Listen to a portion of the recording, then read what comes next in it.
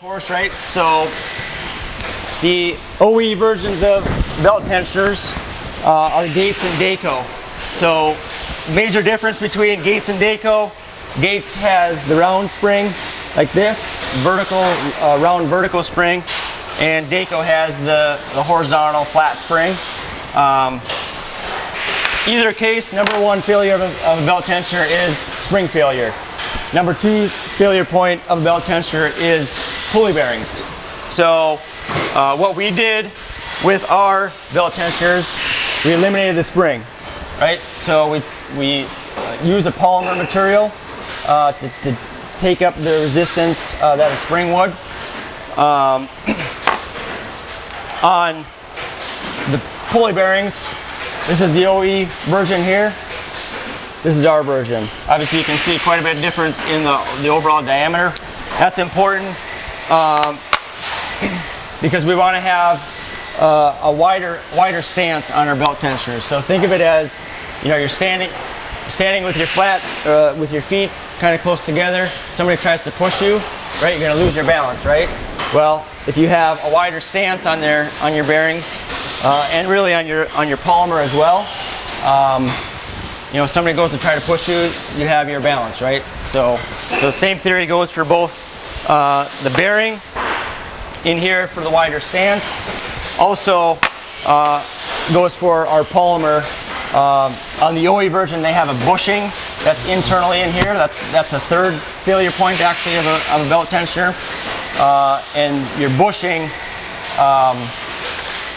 on theirs, it's a closer stance than ours. So basically our polymer takes up the space of that bushing of what it's doing.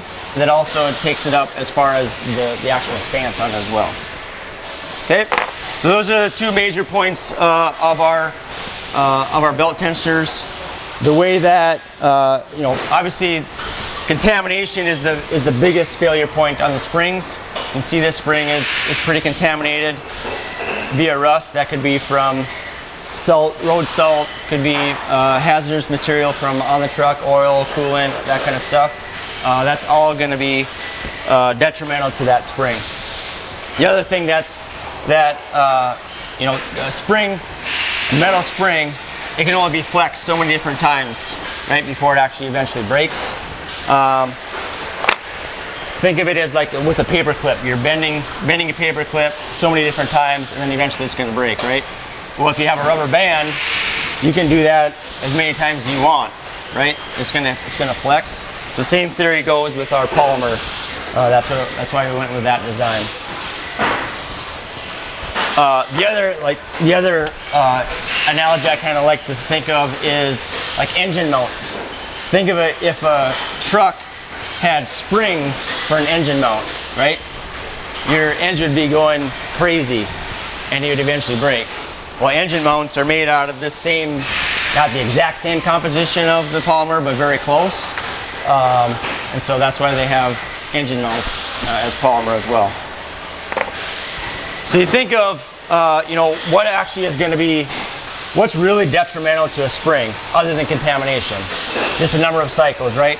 So you don't, on a spring, it's not actually, there's constant movement and constant vibration on that spring.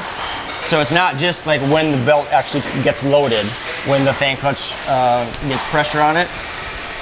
It's actually all the time because you have the harmonic vibrations from the engine and just the other normal vibrations for the belt turning around.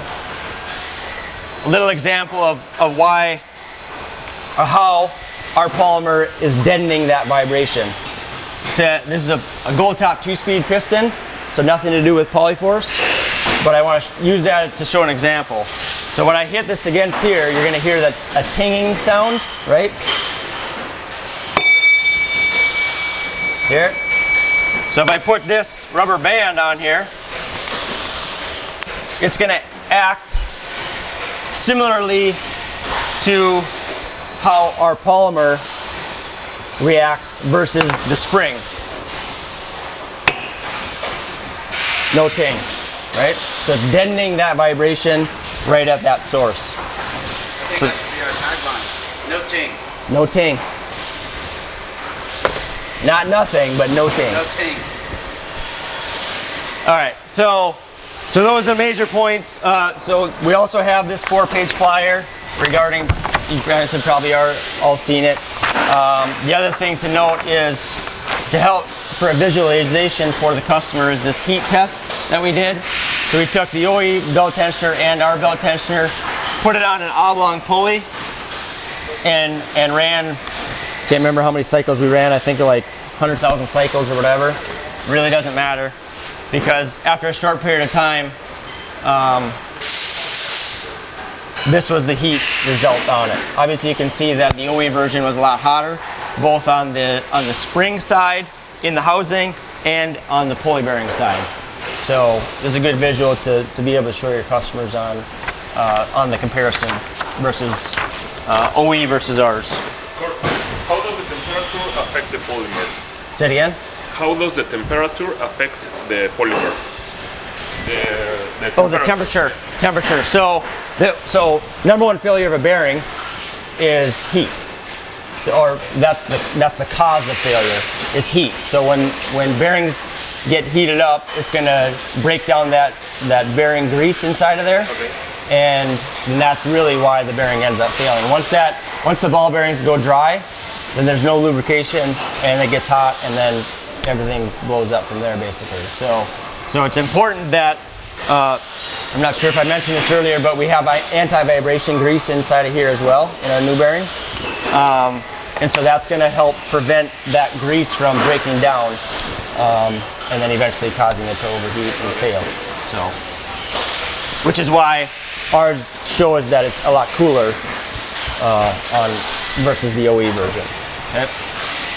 So one way that before we actually assemble the housings, one thing that we have to do is we have to break in the polymer. So when it's molded into this casting here, it's a stiff. Doesn't really have very much flexibility in it. So we want to break it in here before we actually ship it out to the customers. So this is our test. So normally when a belt tensioner is going to be the load that it's taking up, so this is going to be stationary and it's going to be wanting to flex this way, right? So when we break it in, we actually go the opposite way, and you're never going to have a load coming this way on a belt tensioner. But either way, when we're breaking it in, all we're trying to do is break in that polymer to kind of let the composition of the polymer Is that something we kind of had to learn the hard way? A little bit. Break it in? Yep. What else did we learn when we were making that polymer? Because I know we had to fail a bunch of times to get it right. Yeah, and that was before launching it even. Yep. So yeah, that's what I mean. Yep. So Dan in engineering would probably have the exact information, but it's a certain type of the actual composition that we were looking for, and so we had to get to that point. And it was for durability, obviously quality, that kind of stuff. So. Okay, so how we break it in, super simple.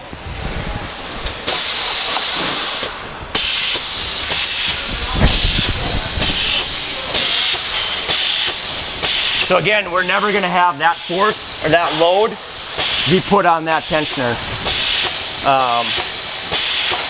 But once that gets broken, then it's good to go for the life of that tensioner. So it's kind of crazy. So again, that load's not ever being put on there, but as kind of a goof, we wanted to see how far that would actually be able to press down before that polymer actually tore out. And from the bottom here, so if that bottom was right here, the bottom flexed down that far before it started to tear away from the unit. So pretty impressive actually. Okay, so obviously with PolyForce we have the housing. So a belt tensioner is going to have a housing, it's going to have an arm and a pulley, right? You're always going to have those three components. So there's many different part numbers of housings, many different part numbers of pulleys. There's only 3 arms. And obviously with the TB-001 mobile repair kit, with those components in there, they can make the majority of the heavy-duty belt tensioners that are out there right now. So The competition, the thing that holds the spring, is that cast or machine? Because ours looks like it's machine. on OE, Yeah. a lot of them are casted. Okay. Yep. And then our arm, that's machined as well, right? Our arm is actually casted with a couple of machine Cast surfaces. and then machined. Yep. Okay. Yep. So, but all of these are, they're forged, I think, if I remember correctly, they're forged, and then we have to go in and machine a couple of different surfaces, and then we have to get it sent out for the polymer to get set in there, and then we come back and we have to, there's another machine process that we have to do before it actually gets to this stage. Okay, so, and again, so the OE version is casted, and because of that design, that's why they have to have that bushing in there as well to help with that, taking up that load as well. So, okay, so it actually was brought up in the last session that if we can customize toolboxes, we can. So as long as we have the same amount of housings, arms, and pulleys as a normal mobile repair kit, we can customize it, and we can make it for whatever. Like, say if a fleet has only 2018 Peterbilt 589s or whatever, and so they're only going to be using 1 or 2 belt tensioner part numbers, and they just want those components to fill up a mobile repair kit, we can definitely do that. So actually, Nate had Transwest. They bought a couple custom toolboxes. So. Okay, so I'm not going to go into like how we actually assemble it, because that's, I think you guys probably already all know that, but, and because of time, I'm trying to get through everything. But it's basically a ring that goes in here, that's set, and like on our website, it'll show you what components that you need, and then it'll show you assembly instructions as well. So it'll give you a number and a letter for the locating pin, and to where to put, where to kind of cock the gear for where the arrow is here. So, and then there's an A and B side here for where you would put your arm, either on the top or on the bottom. There's numbers on the arm for if you flip it this way or flip it that way, and then obviously the pulley gets attached to it. So. Do you know what percentage of coverage those 23 components cover? Because I know it's most belt tensioners, but is there like a number on it? Or? There's an 80-20 rule, but I think of the 80%, it's like 10 different part numbers or something like that. So, yeah. Okay, so any questions with PolyForce? Any quick questions? Nope. Okay, so let's move on over to Spectrum. Spectrum viscous fan clutches are going to be for medium duty applications. The reason that it's for medium duty applications is one, either they don't have air in the truck, so obviously you can't have an air fan clutch if you don't have air in the truck, right? Also, it's a low torque requirement application as well. So the way that a viscous fan clutch works internally in there, well, really the ambient temperature is measured with this thermocoil. So once the air around that thermocoil gets hot, that thermocoil expands and then opens up 2 valves internally in there and releases the fluid from internal. There's a kind of a pool or a cavity in there that all the viscous fluid goes into.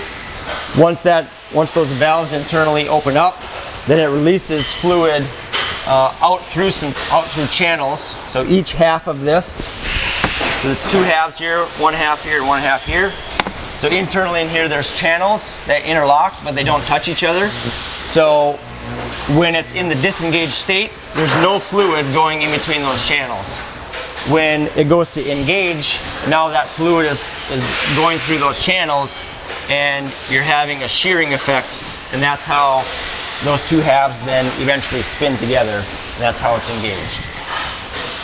So obviously there's not a lot of torque. You know, there's nowhere near 5,000 inch-pounds of torque like what's on our gold tops, right? Because really there's just the resistance of that viscous fluid, and that's what's creating that drag, if you will, or the actual engagement. Okay, so with our Spectrum modular viscous fan clutches, obviously we wanted to make it modular, so we wanted to make it have better availability for our product. We were already seeing back, I don't know, 12 years ago or however long that we've had Spectrum, we were already seeing back then that BorgWarner was either obsoleting parts or they were becoming really hard to find. Ever since then, you know, we get a list every so often from BorgWarner saying these part numbers here are going to be obsolete, or they're moving to Germany facility or whatever. So that's just increasing the availability for our demand for for a Spectrum, but then also it's more of a reason for our customers to be able to stock these items as well. So normally we would have a Spectrum cart. So we have a Spectrum cart up in customer service if you walk through there. But moving forward, we're actually not going to be selling the Spectrum carts anymore. We're only going to be selling this cradle. So that way they can attach this cradle onto a workbench at their facility. It's not taking up any square footage in their facility at all. It's just a better option, really. So, and it's going to be less money for them to put up front as well, because that cart was already at like $950 or something like that. So this cradle is going to be. When that change will happen, or when it's going away? Not really. I think we have 2 carts left. So once those 2 carts are done, then we're not ordering anymore. Okay. So, but either way, so it's going to be a lot lower investment for the distributor to just be able to get the cradle. They're getting the same effect overall. So, so Spectrum fan clutches, you're always going to have a head, and you're always going to have either a spin-on bracket or a bolt-on bracket. And when I say that, I mean that's how it actually mounts onto the truck. So this would be a bolt-on style bracket here. This version here would be a spin-on style, so it's screwing onto a threaded shaft on the truck. Okay, so here's our part numbering scheme here. So obviously with Kitmaster's products, we always like to have our part numbers try to mean something. So the first 2 letters, or first 2 numbers here are going to be what head it is. So it's either going to be RB-H01 through RB-H07. We just actually use the numbering though. The next 3 are going to be the bracket. So, and a 100 number is going to be a spin-on style, and a 200 number is going to be a bolt-on style. And then the pilot adapter is the next series of numbers, and then the special adapter is the next series. So you're not always going to have 4 components, but you always are going to have 2 components, right? So this is actually a bad example because you can't ever have a pilot adapter with a spin-on bracket, but this was just used for showing how we break down our system. Okay, kind of a neat, kind of a behind-the-scene note on our part numbers. Does anybody know why we have RV in front of the part numbers? No? So when we initially launched the Spectrum product line, we were going to call it Revolution. And then we realized that we can't use Revolution. And so, but we had already put out part numbers to customers and whatever. And so we left the RV on there, but then renamed it Spectrum. So kind of a little bit of a backstory on that. Okay, so how we assemble the actual clutches. So we actually have an order for this one here. These are orders ready to be assembled. So we'll actually make this. So all of our brackets and threads are exact opposite of what the actual rotation is of the fan clutch. So this is a clockwise fan clutch.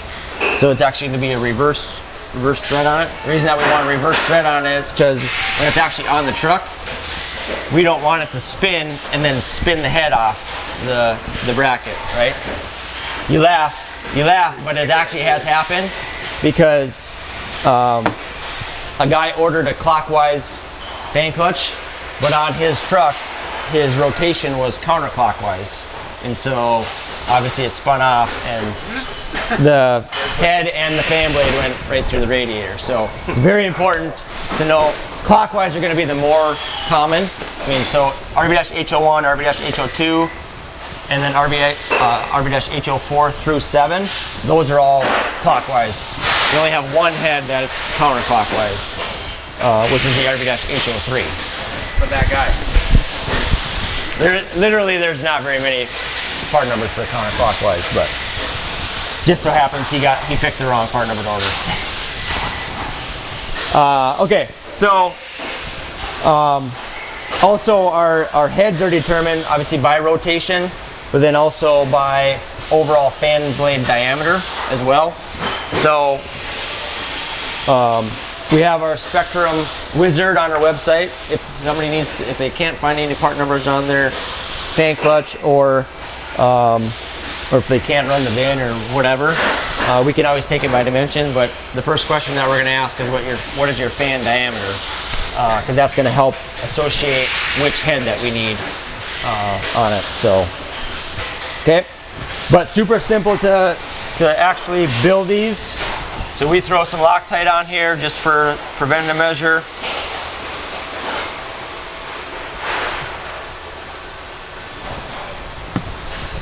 But it is literally as simple as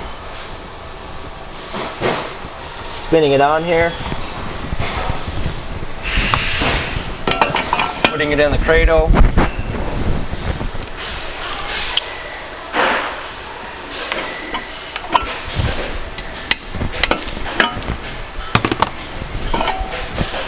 and you're done. So literally a guy can walk in the door, tell you what part number he needs, you walk over to the cart or your inventory now with the cradle. It takes less than a minute to put together. You invoice him and he's out the door in 15 minutes. So as opposed to, if you had a Borg Warner version, you either didn't have it in stock or you had to wait to next day air it in. Obviously that next day air cost is a pretty penny these days. And now he's actually down. His truck is down for the rest of the day at a minimum. Whereas now he's in and out the door in 15, 20 minutes or whatever it is. So, but the majority of that time that he's in there is finding what part we need and doing the paperwork side. A minute worth of actually assembling it. So, what do you call that? How many of those tools are there? Just 3 different ones for the cart? Like these, you mean? Yeah. Yeah, there's, I think only like 3. Okay. Yep. Do you know what we call that? I think they're, it's like an RV-W03 or something like that. Okay. I'll have to look and get back with you. But that would normally be part of the consistency of what's in the RV-cart. So we'll have to figure out what we're doing we'll have to sell that number separate, once we go with the cradle option. Well, I have a customer that has a cart, used to work in a store, left the store, came back, cart's empty, and we're refilling it. And when I got here and saw those, I thought, I remember he didn't have any of those. Okay, yeah. So I want to make sure he gets those when he refills his Yep, cart. yep. Okay, I'll look that up and I'll get you that number. Okay, so that's Spectrum. Any questions on Spectrum at all? Okay. All right, so last product line is fan blades. So I mentioned some of you guys were in our tour, but when we were in our fan blade area, So we buy base blades from Borg Warner, get them in as small a pilot as we can, and preferably no bolt circle pattern in it. But sometimes it makes more sense for us to have a pilot in there. So like say this particular one, the majority of the fan blade part numbers that we sell are going to have this pilot in it, and so we just buy this base blade just like that. This series actually happens to be, there's 2 part numbers in this series that are both in our top 5 fan blade sellers. So it's a very common series fan blade for us. There's 2 ways that we can, so depending on what part number the customer orders, is going to determine what pilot and bolt circle pattern that it needs, and then what the overall diameter that it is. So 30 inch, 32 inch, 24 inch, whatever. The pilot, the bolt circle pattern, and the overall diameter, that's the only thing that can change within a series of fan blade. So your rotation obviously is not going to change, your number of blades is not going to change, your pitch measurement or your dish measurement is not going to change within the series. So what your pitch measurement is, so if you would be measuring your pitch measurement, you're setting your fan blade on a table, you're measuring from the table up to the highest point on the fan blade, wherever that might be. Typically it's going to be on the fins here, or so there's different designs too, but on some designs there's a thicker hub piece that kind of goes around here, and that actually would be potentially a highest point. So, but wherever that highest point is, that's where you want to measure it. The reason that we measure it that way is if you think of it when it's on the truck, you want to measure the very front of the fan blade to the very back of that fan blade. Like how much space is that fan blade taking up in that area? So that's the pitch measurement, or some people call it the projected width. The dish measurement, how we take that measurement, we measure through this pilot hole, and we measure from the table up to the bottom of that mounting plate. Some people call it the back-to-back measurement, because what you're measuring is the back of the fins, or the most outer, the point of the fan blade that's closest to the engine, and you want to measure from there to the back side of this fan plate here. So that's why they say back-to-back. We call it dish in our world, but or when we're in our terminology that we have internally in Kitmasters. So between those measurements, we can, like, say if we don't have a part number on our fan blade or whatever, we can, just like on the Spectrum modular Viscous, we have a Spectrum Wizard. Same thing with the fan blade. We can take it by dimensions to narrow down what part number that they actually need, in case they don't have any part numbers on their parts or on their fans. Okay, so there's 2 ways that we balance fan blades. Either we're going to remove material off of the fan blade, or we're going to add weight to it. So obviously you can see here, this is a add weight version. So it has little rivet pins that we pound in there to balance it. So on our balancer, we have to put in there either add weight or remove weight. If it's an add weight, then it's going to show us on there where specifically that we need to put those weights. So it's completely balanced. Otherwise, if we're removing material, obviously you have to remove material off of. It'll tell you what blade to remove material off of. That's pretty self-explanatory. Okay. Obviously, you can see there's, these 2 designs of fan blades are kind of similar, but different. And each series of fan blades is going to have kind of a little bit different design than the next one. So when a guy calls in and said, "Yeah, I just need a fan blade. I just need a 9-blade fan blade, or clockwise, or whatever. Just give me anything." Well, it's all fine and dandy for them, but there's way more into it than just a fan blade. So at that point, we ask them for more dimensions and that kind of stuff too. So, but again, we have the fan blade wizard on our website that has and a Spectrum Wizard. Both of them, you can either toggle your options for dimensions that you need, and then eventually it'll give you a part number. Or there's also a form right there too, where you can write down the dimensions or whatever that you need. Or if you need to email it to a customer, then they have it that way too. So, and always, if they have any questions or whatever, get stuck on something, call into customer service, and we'll gladly help. So, okay. Any questions on fan blades? While I was on my phone, all I was doing is putting in those questions for the. Yeah. Yep. I figured. Yep. I wasn't texting his girlfriend or anything. What are you gonna do? All right. So that's it. That's it for this module. You know where they're going next? I think they're going to tear down. Oh, tear it out. Right. Yeah.